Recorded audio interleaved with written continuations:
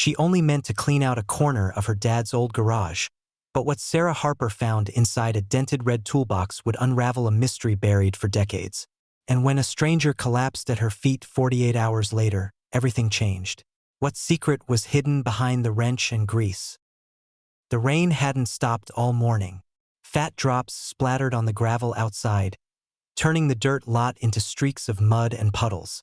Inside the garage, Sarah Harper leaned under the hood of a pickup, her work gloves slick with oil and brake fluid. The place smelled like wet concrete and diesel, like it always did when the weather turned. She tightened the last bolt on the caliper, wiped her hands, and gave the tire a solid kick. Done. Riley peeked in from the side door, her blue hoodie damp and sticking to her arms. "Bay 3's clear if you want to back in the Freightliner," she said. "That guy dropped off the keys and said the alternator's fried." Sarah gave a quick nod. "Let's pull it in." At 16, Riley was still learning, but she had a sharp mind for engines and a fearless attitude with impact wrenches. Sarah had taken her on as a mentee when the girl showed up 3 months ago asking to learn, not just watch, and she reminded Sarah a little too much of herself at that age. The two of them backed the long-nosed Freightliner into the bay and popped the hood. Sarah slid beneath the engine block, flashlight clamped between her teeth, and started her diagnostic routine. She felt calm under trucks. Steel and grease made sense. People didn't. But as the storm rumbled on outside, a deeper weight sat behind her ribs. It was the anniversary of her dad's passing, 2 years now. The garage was his life, and now it was hers. Every pipe wrench, every dented jack stand, every framed photo of old Peterbilts on the wall. It was all him. That afternoon, Sarah cleaned out the back corner of the shop wherein used parts were stored. Riley was taking a break, sipping a Sprite on the old office couch and scrolling through her phone. Sarah dragged out a broken filing cabinet, a stack of rotted cardboard boxes, and then wedged her crowbar under a bent shelf bracket that had always seemed out of place. With a groan of warped metal, the shelving gave way. Something clattered to the floor. A red toolbox, dented and covered in decades of grime, lay sideways, its latch cracked open. Sarah set it on the workbench and slowly lifted the lid. Inside, wrapped in a torn shop rag, was a deep purple velvet box, the kind they gave out with military medals. She hesitated before opening it. Purple Heart. The ribbon was slightly faded, the metal scratched but intact. Underneath it, there were folded documents, military records, typed on onion skin paper, corners yellow and brittle. Service numbers, dates, a signature she didn't recognize, and tucked between them, a black and white photograph, probably from the Vietnam era, of 2 young soldiers in fatigues, standing in front of what looked like a Huey helicopter. Sarah stared at the photo. Neither man looked familiar. Why would my dad hide something like a Purple Heart? That night, she sat in the office with a cup of black coffee, staring at the metal under the desk lamp. Her dad had never talked much about the war. A few vague stories about motor pools there. Some scars he blamed on working around things that shouldn't explode. But nothing like this, or something that would explain hiding someone else's metal in the wall of a shop. The documents listed a name, Private First Class Franklin Voss, and his service number. She assumed the medal was issued posthumously, but the year on the form was scratched out and retyped. She held the photo beside it again, wondering which man was Franklin. The next morning, the sun came out for the first time in days. Sarah and Riley were under the hood of a client's truck, replacing worn belts and checking fluids. Sarah's head was still spinning about the toolbox, but she shoved the thoughts aside and focused on the bolts. "You ever think of enlisting?" Riley asked casually, wiping her hands with a red rag. Sarah snorted. "Not once. My old man used to say he'd rather I get shot under a truck hood than overseas." "That sounds like something he'd say," Riley smirked. Sarah paused, then looked toward the shelf where she'd found the toolbox. "He never talked about it. The war. I figured he had his reasons. But this," she gestured toward the documents she'd left locked in the file cabinet. "Maybe that guy, Franklin, maybe he was a friend," Riley offered. "Maybe." Sarah didn't like guessing. She wanted facts. That afternoon, as Sarah was tightening the last lug nut on a wheel replacement, a familiar sound echoed across the yard, the slow crunch of tires on gravel. She stepped outside and saw a car pulling in. It parked by the pump island, and out stepped Clive Banner, wearing polished boots and a rainproof blazer. Sarah didn't even wait for the fake smile. "Not interested, Clive." He laughed like she'd just told a joke. Sarah, just hear me out." She wiped her hands on her jeans and crossed her arms. "You're wasting your time. I'm upping the offer. Cash. I've got an investor who's ready to build a clean energy logistics hub. Your place sits on the perfect spot for truck routing. You sell now and you walk away debt-free." Sarah leaned against the rusted pump, eyes narrow. "My dad built this place bolt by bolt. I'm not turning it into some parking lot for suits." Clive's smile thinned. "Your sentimentality's gonna cost you one day, and your mouth's gonna cost you 5 minutes of my time I'll never get back." He sighed, turned, and walked off. But before getting in his car, he looked back at the shop, at the wall near Bay 3, and hesitated just slightly, like he was trying to remember something. Then he left. Sarah didn't like that look. Not one bit. Back inside, she remembered that her father wouldn't want her to give up the workshop, even with the difficulties.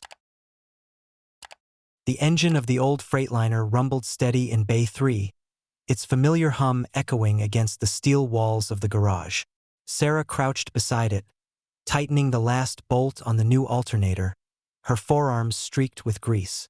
The smell of hot oil and steel filled the space, sharp, earthy, grounding. From the other side of the truck, Riley wiped her hands with a red rag. "Think it'll hold together for Nashville?" Sarah gave the bolt one final tug before standing up. "If he doesn't redline it up every hill, yeah. She'll run clean." The two exchanged a look of quiet pride. A job well done. Outside, the summer air simmered above the gravel. Sarah glanced toward the open bay doors. The day felt oddly still. She turned to grab the paperwork when the bell over the front entrance chimed. A soft, hesitant sound. Not a customer's usual stomp or delivery driver's rush. Sarah looked up. A man stood in the doorway, tall but hunched. His frame looked brittle, wrapped in a faded canvas jacket and pants stained with travel.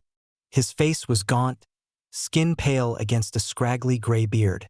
A worn duffel hung from one shoulder, and his boots left slow, dragging prints on the concrete. Sarah took one step toward him. The man looked around, blinking like he didn't quite recognize where he was. And then, without a word, his knees buckled. He collapsed just beside the truck. "Hey!" Sarah dropped her wrench and rushed over. Riley was already at his side, crouching down. Sarah turned him gently onto his back. He was conscious, barely. His breath came shallow, his face flushed with heat. He clutched the duffel tightly against his chest. "Can you hear me?" Sarah asked. His eyes flicked toward her. And then he whispered one name, hoarse, quiet, like a prayer from the bottom of a well. "Frankie." Sarah froze. She looked at Riley. "Call the clinic. Now." At the hospital, Sarah waited in the hallway while a nurse checked the man's vitals. She could hear snatches of conversation behind the curtain. Low blood pressure, signs of dehydration, possibly malnourished. When the curtain finally pulled back, the man sat up on the bed, and 4 in his arm. He looked better, though his eyes still held something haunted. "You're the one who found me," he said. Sarah nodded. "I'm Sarah Harper. You collapsed in my garage." His face twitched slightly. "Harper," he echoed. "You? Any relation to Hank Harper?" She stepped closer. "He was my dad." The man sat back, breathing out slowly like that name alone knocked the air from his lungs. Then he nodded to himself. "Makes sense." Sarah hesitated. "And you are Earl Voss." The name sent a chill down her arms. Sarah opened her bag and pulled out the black and white photo from the red toolbox, the one with 2 soldiers standing together in front of a Huey. She held it up. "Do you recognize this?" Earl reached for it with both hands. He didn't just recognize it. He clutched it like it was a part of him. "That's us," he said, voice cracking. "That's me. And Frankie, my brother." Sarah sat in the chair beside the bed. I found that photo in a hidden toolbox, she said, behind a wall shelf in the back of my dad's garage. There were also military papers and a purple heart. Earl blinked fast, gripping the photo tighter.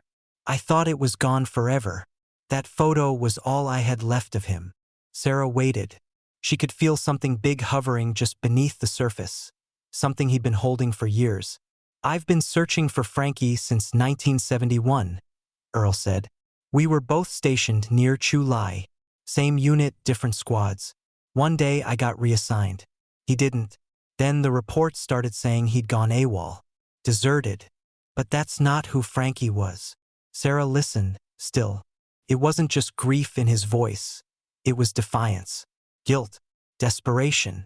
They never found a body, never gave my family answers. But I knew he wasn't a deserter. I chased every rumor for 50 years. I heard he might have made it back, working in shops under fake names. Kentucky came up more than once. Sarah rubbed her hands together. You think he knew my father? If Hank Harper had that photo, then he didn't just know Frankie. He might have tried to protect him. Sarah leaned back, trying to piece it together. My dad never said much about the war, but he kept that box hidden.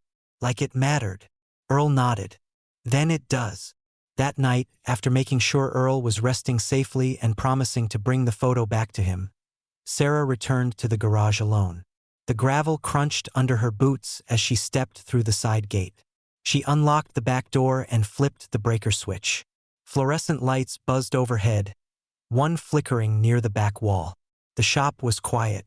Still, she walked toward the office, intending to lock the toolbox back up just in case, even if most of what mattered was already with her. But halfway down the hall, something felt off. The door to the office was ajar, and the hallway light was on. She hadn't left it that way. Her stomach tightened. Sarah pushed the door open and stopped cold. The office was wrecked. Drawers were ripped open. A chair knocked sideways. Paper scattered across the floor. The file cabinet she'd used to store the documents from the toolbox was pried open with a crowbar. Deep scratches in the metal where someone had forced it. Her eyes went straight to the corner where she'd set the red toolbox after returning from the hospital. It was gone.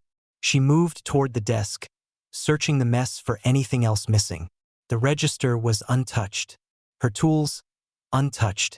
Whoever had broken in hadn't come for money or gear. They were after the box. But they hadn't found the heart of what was inside. Because Sarah still had the purple heart. Still had the documents. She'd taken them with her when she went to visit Earl. A decision she'd made without thinking, and one she now realized had made all the difference. They'd taken the container, but not the truth. Sarah stood in the middle of the wreckage, chest tight, pulse hammering. Whoever had come wasn't just curious. They were looking to erase something, and that told her one thing: whatever was in that toolbox, someone still didn't want it seen. And that meant she was closer than she thought. Closer than they wanted. The morning after the break-in, Sarah didn't even touch a wrench. She walked the perimeter of the garage with a flashlight in one hand and a crowbar in the other, inspecting every door and window for signs of forced entry. Whoever came in had known where to look. They went straight for the office, but they hadn't found the documents. She kept the documents and the Purple Heart locked in her desk, and often checked to make sure they were still there. By 10 a.m., she was standing in front of a battered steel door behind the VFW hall, knocking twice, then once more. The door creaked open, and there he was, Rooster McCall, Vietnam vet, former diesel mechanic, and the only man in town who seemed to know every wartime secret the government never printed. Rooster was in his 70s now, wearing a ball cap that looked older than Sarah's shop. His white beard was stained yellow around the chin from years of cigars. "You really gonna make me stand out here?" she asked. He grunted and stepped aside. "Only reason you'd be on my doorstep this early is if the past caught up to you." Rooster led her to a cluttered workbench, where half a Harley engine sat disassembled. Sarah set the folder on the table and opened it slowly. He leaned in, squinting at the documents. "That service number right there," she said, pointing, was scratched out and rewritten. "I need to know who it originally belonged to." Rooster stared at it a long time. That's not your father's number. I know. That's why I'm here. He exhaled sharply through his nose. Hell of a thing. He reached under the bench and pulled out a worn binder, thick with tabs and notes. I kept track of my old unit's numbers. Some of the others, too. We used to cross-check with records when people came home in pieces, or didn't come home at all. He flipped through the pages until he stopped at one. Pressed his finger against it. That scratched-out number, he said, used to belong to a major, Howard R. Banner. Sarah blinked. Banner. Rooster nodded. Commanding officer. Loud, clean-shaven, and full of orders that got people killed. Sarah leaned closer. What happened to him? Supposedly, he died in country, MIA after a botched recon mission. But I heard something else years later. Heard he showed up back home. Quiet. No debrief. No funeral. Just disappeared again. Sarah felt her chest tighten. Rooster flipped the photo over. That's Earl, right, boss? He's been chasing answers since I had hair on my head. The younger one. That's Frankie. Good kid. What about the medal? Rooster looked at the Purple Heart. He turned it in his hand. This was issued posthumously. But look here. He pointed to a serial code stamped on the medal's case. This batch? These were distributed to families when someone died in action. Except Frankie's never had a body. Never had a date. Sarah's mind swirled. So why give a posthumous medal if they weren't sure he died? Rooster gave her a look. Because sometimes the truth gets inconvenient. A Purple Heart can close a file. That afternoon, Sarah returned to the shop just in time to find Riley at the counter, eyes wide, holding her phone. You need to see this. On the screen was a website, a digital memorial wall for MIA soldiers. Sarah leaned in. There it was. Franklin Voss. Presumed Kia. Chu Lai Region. 1971. Sarah swallowed hard. Earl was right. They wrote him off. Riley nodded slowly. But someone wanted him forgotten. Outside, a pickup drove by slower than usual. Sarah felt eyes on her. The break-in, the whispers, the stories starting to churn through town. About her dad, about deserters, about what she might be hiding in the back of the garage. She was losing control of the narrative. So she did what her dad always did when things felt like they were slipping. She hosted a barbecue. That Saturday, Sarah opened the back lot of the shop, rolled out 2 grills, iced a cooler full of sweet tea and sodas, and told every local vet she knew to come by. By dusk, there were 15 folding chairs around oil drums converted into fire pits. Plates stacked high with burgers and ribs. Earl came, too weak, but smiling. Riley helped him to a chair. Sarah didn't give speeches. She just kept the food coming and the music playing. The next morning, a city inspector showed up at her door with a clipboard and a half-apologetic shrug. Noise complaint. Zoning violation. You're gonna need to move the propane tanks off the lot, too. Sarah stood in silence, arms crossed, jaw clenched. Clive Banner himself pulled up that afternoon. He stepped out like he owned the place, holding a copy of the complaint in his hand. Thought I'd drop this off myself, he said. Hate to see good folks get buried under paperwork. Sarah didn't even look at the paper. You had something to do with the break-in, didn't you? Clive's smile didn't waver. I think you're imagining things. That place should have been leveled back in '86 when my uncle tried to get it condemned. Sarah's spine went rigid. Your uncle? Clive raised an eyebrow. Major Howard Banner. Maybe you've heard of him. For a moment, Sarah couldn't speak. Clive turned to leave, smug as ever. This property has a complicated history. Wouldn't want it to hurt your business. He drove off, leaving Sarah standing frozen in the parking lot, her fists clenched. Now she knew. This wasn't just about land. It was about erasing something that had been buried for decades, and her garage was sitting on top of it. The morning after the veterans' barbecue, Sarah stood in Bay 3, staring at the spot where Earl had collapsed 2 days earlier. She couldn't shake the feeling. Her dad used to park his rig in this exact bay. Every night, same angle, same habit, like muscle memory. And now, After everything Rooster had said about Major Banner and the scratched-out service number, something about that routine stuck in her mind. "Why always here?" she murmured. Behind her, Riley emerged with 2 mugs of coffee, handing one over. Maybe this was the only bay with room for that truck of his. Sarah took a sip. No, he had a system. He always parked in Bay 3, even when 2 was open. He used to joke it was the only concrete he trusted. Riley raised an eyebrow. Concrete? Sarah crouched down, brushing her hand across the stained surface. One of the slabs had faint, mismatched lines, hairline seams that didn't match the others. It had been patched, or poured separately. I remember once, when I was like 10, I asked why he kept a chain over that old hatchback here, Sarah said, gesturing to the corner near the tire rack. He told me, some things aren't meant to be opened unless you really need what's inside. Riley knelt beside her. You think it's down there? Whatever they didn't want you to find. I think my father hid something, and I think whoever broke in was looking for it. They didn't need to ask permission. Sarah grabbed a breaker bar and a pry tool. Riley rolled out the jack and a heavy crowbar. An hour later, after hauling off old tires, pushing aside a rusted oil drum, and chiseling the seal around a sunken hatch frame, they heard the dull, hollow sound of concrete giving way. The hatch groaned open. Inside was darkness, and beneath layers of folded canvas and grease-stained rags, they found it, a heavy, dented metal case. Latches rusted, corners worn. Sarah hauled it up and set it on the workbench. Earl arrived shortly after, just as they were unsealing it. Inside, nestled in foam and wrapped in a military towel, were 2 reel-to-reel audio tapes, a bundle of undeveloped 35mm film, and a sealed envelope marked in her father's handwriting. If they come looking, play this. Sarah carefully threaded the first reel into her dad's old tape deck, the one he used to play Creedence while fixing carburetors. Her father's voice came through, low and shaky. This is Hank Harper. November 1982. If you're listening to this, then I'm gone. I didn't talk much about the war, but I remembered everything. And I carried it. Sarah stood still, the weight of her father's voice hitting her like a wrench to the chest.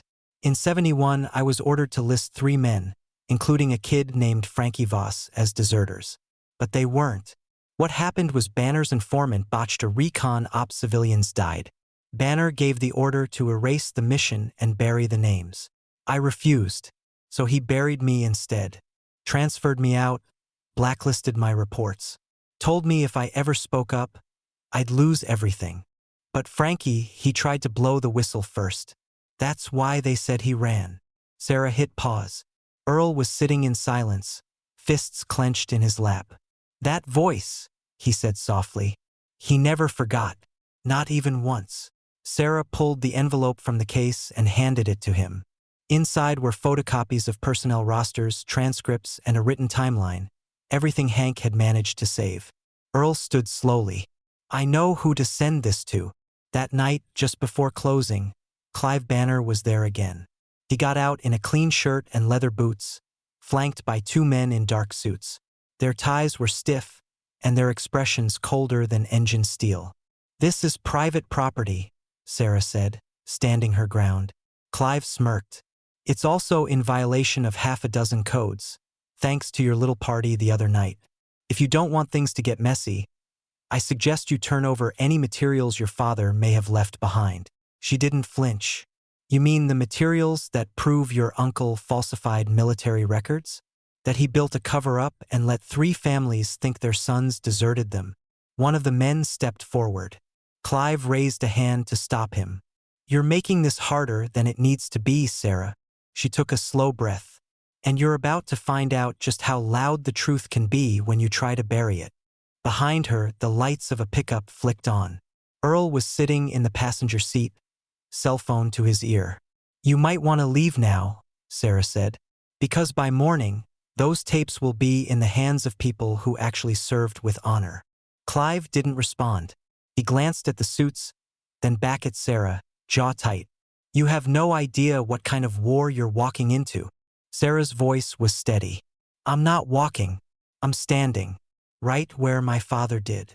Clive turned without another word, then drove off into the night. 3 days later, the story broke. Veterans networks picked it up first, then local news. Earl gave a live interview, sitting in front of the shop with the Purple Heart in one hand and the old photo in the other. My brother never deserted. And the man who tried to clear his name wasn't a traitor. He was a mechanic. Sarah watched the interview play on the TV inside the waiting room, arms folded, face unreadable. Riley came up beside her. You think it's over? Sarah shook her head.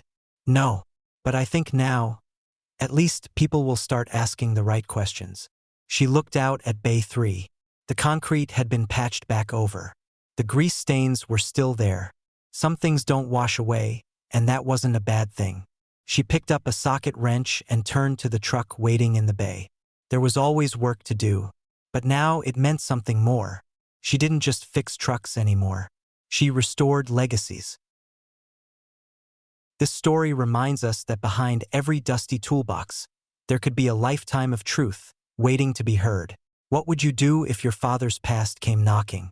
Let us know in the comments. If you felt this story in your heart, don't forget to like, share, and subscribe to embrace the journey for more unforgettable stories. See you in the next video.